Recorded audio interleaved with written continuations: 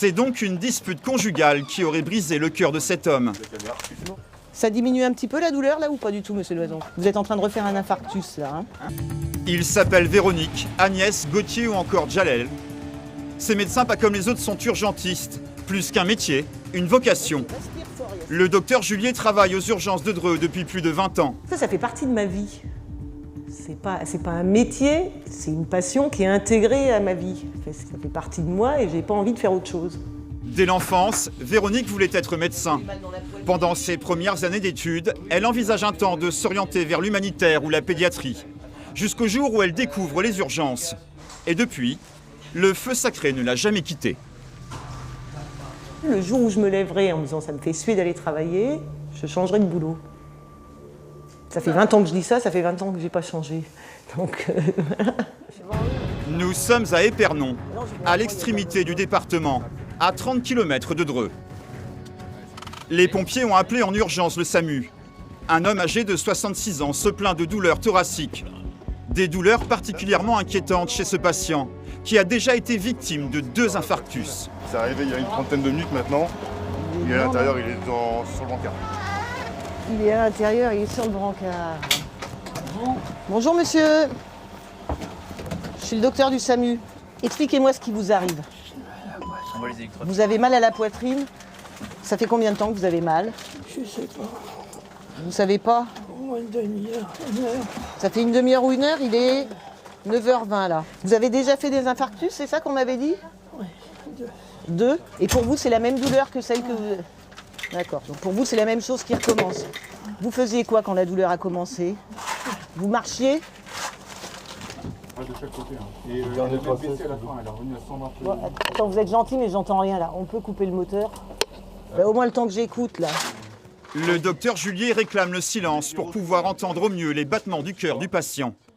Le moindre bruit suspect peut se révéler être un indice crucial. Donc ça a commencé il y a une petite heure, on va dire. Et depuis, c'est permanent. Elle est au milieu, c'est ça?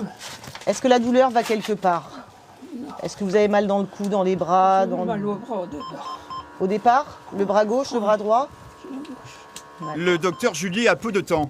Elle doit prendre une décision rapide sur la marche à suivre.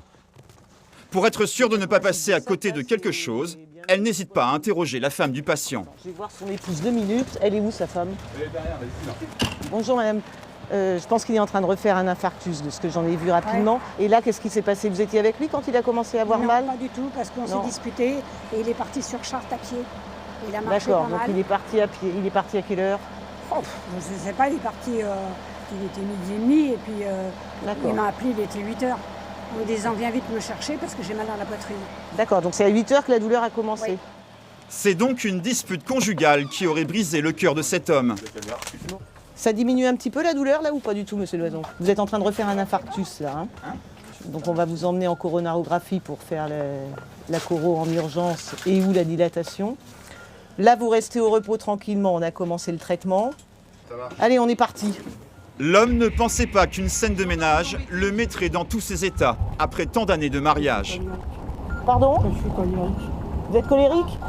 Ça, c'est une bonne maladie. Moi aussi, méfiez-vous, hein. Et vous avez marché comme un fou, là, de midi à... Vous avez fait combien de kilomètres? Faire des bêtises après. Alors, la colère, ça fait faire des conneries, ça, c'est sûr. Mais bon, mais vous avez marché beaucoup ou pas? On était à Chartres. Je suis revenu à pied de Chartres. Ah, vous avez fait Chartres-Épernon à pied? Par les chemins? Pratiquement. Oui, donc c'est un bel effort quand même, c'est pas un... Et en marchant à fond, je présume. Histoire de faire passer la colère, quoi. On peut dire ça comme ça. D'accord. Bon. De rage, l'homme n'a pas hésité à aller jusqu'à Chartres à pied, soit une distance de plus de 20 km. L'homme doit subir une coronarographie en urgence. On va faire la coronarographie, c'est-à-dire qu'on va monter un petit cathéter, enfin le cardiologue va monter un petit cathéter pour aller voir les artères du cœur. Le cathéter, c'est ce tuyau. Introduit dans le poignet, les médecins vont le faire remonter jusqu'au cœur par le chemin des veines. Ça permet de voir où sont situées les lésions. Et après, par ce même tuyau, on peut soit gonfler des ballonnets pour dilater les artères ou monter des petits ressorts, ce qu'on appelle les stents, pour dilater l'artère et permettre au sang de passer.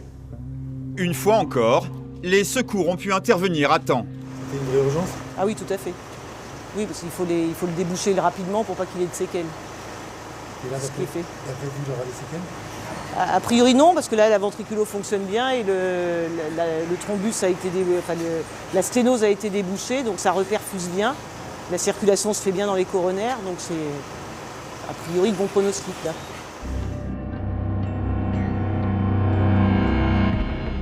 « 22h, au service des urgences de Dreux, la soirée s'annonce plutôt calme. Mais en plein milieu de la nuit, 2 personnes sont amenées par les pompiers.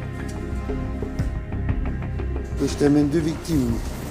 Première victime, une femme de 28 ans, blessée suite à Rix. Donc coup de pied à la tête et puis dans les côtes. Deuxième victime, je t'amène un homme de 26 ans. Et avec elle, lui, il a pris un coup de pied à la mâchoire à perte de connaissance. Cet homme et cette femme ne se connaissaient pas avant cette nuit. Mais pourtant, ils sont liés par le même drame. En effet, la jeune femme a été victime d'une violente agression de la part de son ex-conjoint en pleine rue. L'homme à côté d'elle passait par là et a décidé de lui porter secours. C'est dans la même histoire. Même histoire. En fait, elle s'est fait agresser par son ex-compagnon et les 2 messieurs ont tenté de l'aider. Et ils se sont fait agresser aussi. Donc ils sont là pour bien faire les certificats descriptifs. En effet, les médecins vont devoir à présent relever les traces de violence. Des éléments indispensables qui serviront de preuve dans le dépôt de plainte. Donc là, les gens sont là un petit peu pour faire le point sur les blessures qu'ils ont et pouvoir faire un certificat et aller porter plainte contre cette personne qui les a agressés gratuitement. Le médecin de garde essaie d'en savoir un peu plus sur la situation de la jeune femme. Qu'est-ce qu'il a donné l'autre fois? Il a déjà fait 6 mois de prison pour ça. Il est alcoolique, votre mari? Je sais pas si c'est alcoolique, mais il boit souvent. En fait, je me suis fait agresser par mon compagnon. Parce qu'il voulait que je revienne avec lui et je lui ai dit non. Donc il s'est énervé et il m'a tapé dessus, comme ça. Il m'a tapé sur la tête et sur les côtes. Donc les personnes qui sont à côté sont des personnes qui m'ont aidé et qui ont tout fait pour que je sorte de ses mains, quoi. Et c'est récurrent? Ça fait 12 ans. Voilà, votre certificat. Merci. Bon courage. Comment vous rentrez chez vous? Avec, d'accord.